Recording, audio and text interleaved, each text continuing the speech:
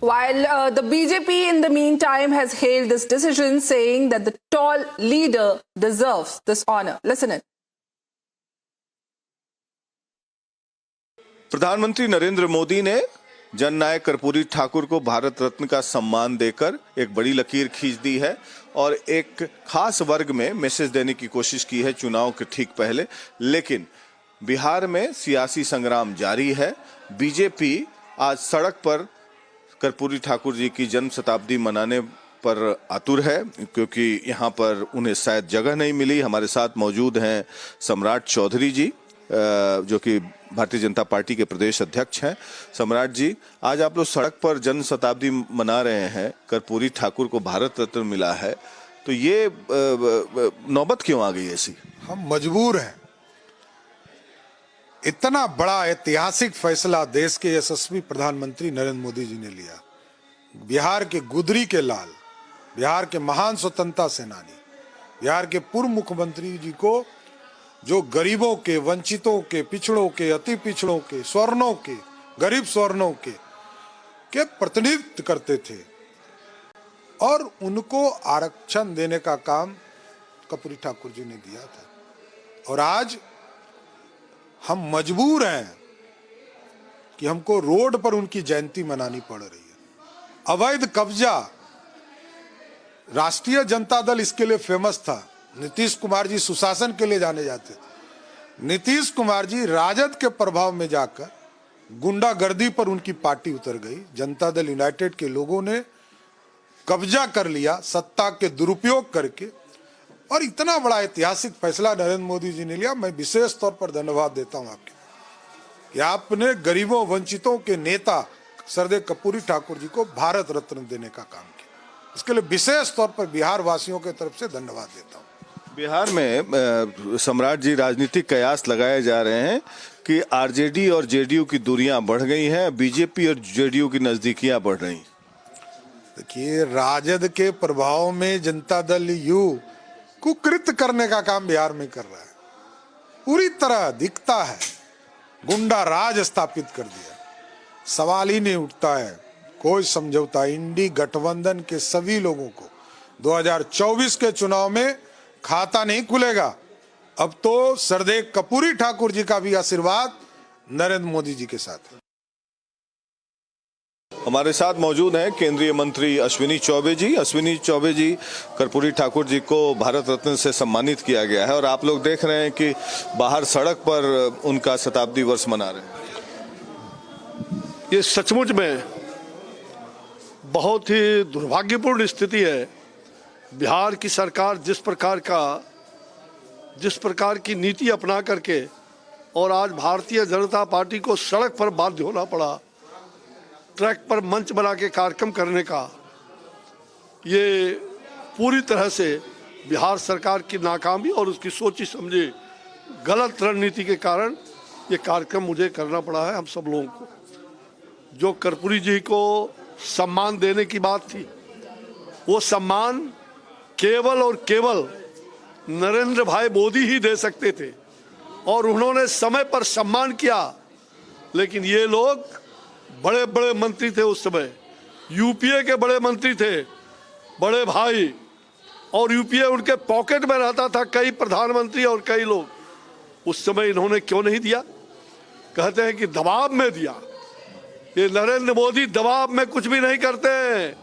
मोदी है तो मुमकिन है, मोदी है तो गरीबों की गारंटी है। मोदी ने गरीबों को सम्मान दिया है, जननायक को सम्मान दिया है। ये लोग बड़े भाई कपटी ठाकुर कहते थे, मालूम है ना आपको? कहते थे बड़े भाई लालू प्रसाद जी। मैं छात्र जीवन से कर्पूरी जी का जुड़ा हुआ हूँ। लालू प्रसाद जी क्या कहते थे इनको? कपटी ठाकुर। और ताल मिलाते थे छोटे भाई। ये दोनों ने जो अपमान किया है उनको, वो जीवन भर घुटते रहते थे। एक बार जीप मांगा था, सुन लीजिए कहानी, ये कोई गलत कहानी नहीं है, किताबों में छपी हुई है। एक बार जीप मांगा था बड़े भाई से और तेल नहीं था कर्पूरी जी को। उन्होंने कहा आप दो बार मुख्यमंत्री रहे और जीप मांग रहे हैं, जीप नहीं मिलेगी। बोला भाई जीप में तेल नहीं है, तेल का पैसा नहीं है। ये आदमी और आज कर्पूरी जी को, एक गरीब का बेटा वो थे, गरीब का बेटा वो थे जिसको वो जीप में तेल भराने के लिए तेल वाली कहानी कब हुई थी? ये विधानसभा में हुई थी, जिस समय ज्वाइंट वो लोग सरकार चलाए थे, ज्वाइंट पार्टी चल रही थी, उस समय की बात है। और कर्पूरी जी को कैसा अपमान किया। किससे जीप मांगा था कर्पूरी? लालू प्रसाद जी से, लालू प्रसाद जी से, जिन्होंने जो बार बार कहते थे ये कपटी ठाकुर है, ये कर्पूरी ठाकुर कपटी ठाकुर है, और धीरे से हंसते हुए ताल मिलाते थे छोटे भाई। ये छोटे भाई का तक मेरे राजनीतिक गुरु थे, इन्होंने किसको नहीं ठगा। छोटे भाई नीतीश कुमार जी तो अब आपके साथ नजदीक हो रहे हैं, देख रहे हैं। नजदीक हो रहे हैं, सवाल ही नहीं उठता है। ऐसे लोग जो पलटू कुमार है, उनका दरवाजा बंद है। दरवाजा बंद है, लेकिन 17 में भी दरवाजा खुल गया, खिड़की खुल गया। दरवाजा खुल गया, दरवाजा खुलते रहता है, आने जाने वाले दरवाजा पर आते हैं, उनके लिए दरवाजा सदा सर्वदा बंद है। पक्की बात है, पक्की बात है, पक्की बात है, पक्की बात। फिर दरवाजा खुला तो हम आपसे बात करेंगे। हमसे बात करिएगा। ऐसे लोग जो देश को ठगा है, जिसने अपनों को ठगा है, जिसने सगों को ठगा है, वो किसी का नहीं हो सकता। Veteran Indian politician Karpoori Thakur has been bestowed with the highest civilian award, that is the Bharat Ratna. Speaking on the same issue, we have senior BJP leader and an MP from the state of Bihar, Rajiv Pratap Rudy. So thank you for speaking with us. The decision taken by the Indian government of bestowing the honor of Bharat Ratna or Karpoori Thakur, how do you see that, sir? Well, the decision taken by the cabinet in general and the government in general, and particularly the Prime Minister, is something is an act or an action which actually gives a lot of pride to the state of Bihar. Bestowing Bharat Ratna to Karpoori Thakur on his 100th birth anniversary is something which possibly other governments should have considered. My compliments, my thanks to the Honorable Prime Minister that he has recognized and given the Bharat Ratna to a person who fought for the downtrodden, who was an emblem of Samajwadi action across the country, and he worked for the backwards, the Dalits, the poor, the downtrodden. But of course, an aspect which we should have considered earlier, it was never thought by anyone, and it was thought by the Honorable Prime Minister and the cabinet of the day to bestow him with this, is something which is something which people from Bihar, and particularly people like us, who have watched Karpoori ji's action as a commoner, as a person who thought about Bihar and talked about social emancipation, has happened actually. And I'm grateful to the government. We are all 14 crore Biharis, and all the Samajwadis across the country are grateful to the Prime Minister. Absolutely. So there's a lot of politics around the decision as well. We heard the Congress leaders and Mr. Tejaswi Yadav as well coming forward and saying that the decision was taken by the government because of the fact that there was a caste census done in Bihar, and that forced the government to take the decision. How do you see this comment, sir? Well, I can see the words of desperation in them. And the way they have been making comments now is amply reflects the aspect that they have missed the bus. And they are trying to politicize the issue, having failed to deliver what they could have done when they were also a part of the larger system. And Lalu Yadav was himself the railway minister in the UPA government. And even the Congress for the last 55 years and 60 years. I think this desperation is prevailing. The failure of the India front, the failure of seeing and becoming an alternate to the BJP or the Prime Minister. All this frustration is being revealed by the statement. So we can just ignore them and say thank you to the Honorable Prime Minister for what he has done. And petty politics, which they are indulging, is not going to benefit them. Everyone is watching them. I think it's a historic decision.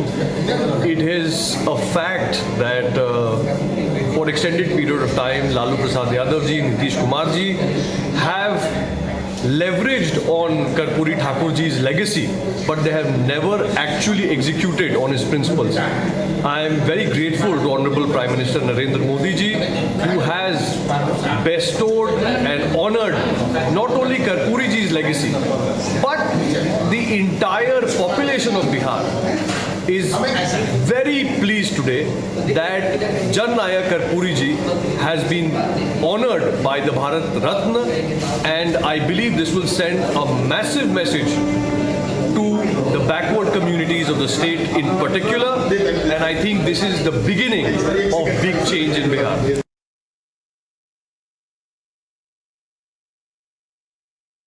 23 तक लगातार बोलते रहे इसको किया जाए किया जाए किया जाए, तो अंत में कल स्थान में जी सर उन लोगों ने तय कर दिया, तो मैं धन्यवाद देता हूँ और बड़ी खुशी की बात है।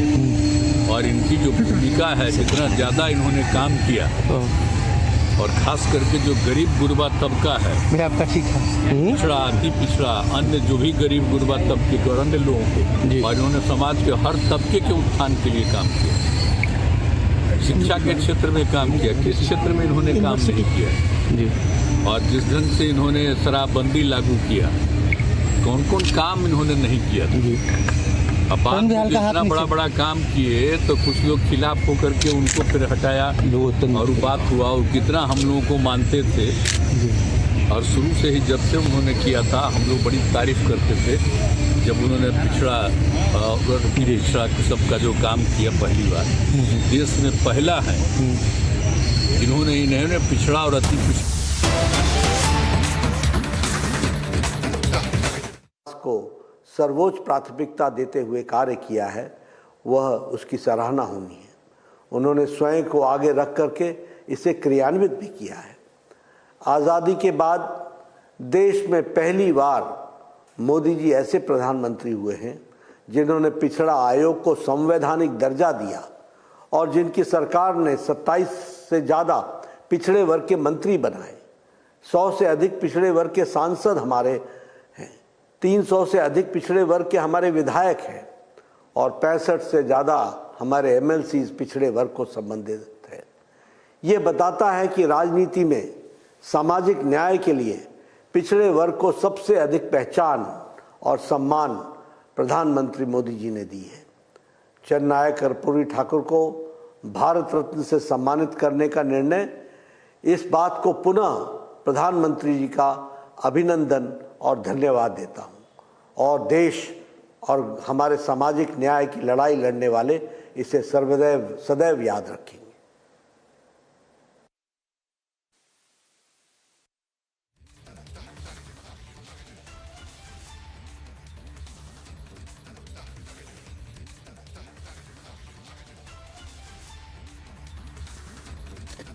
All right, viewers, you just witnessed a whole barrage of reactions coming in as the centre announced that they will be conferring the Bharat Ratna posthumously on the former Chief Minister of Bihar, Karpoori Thakur.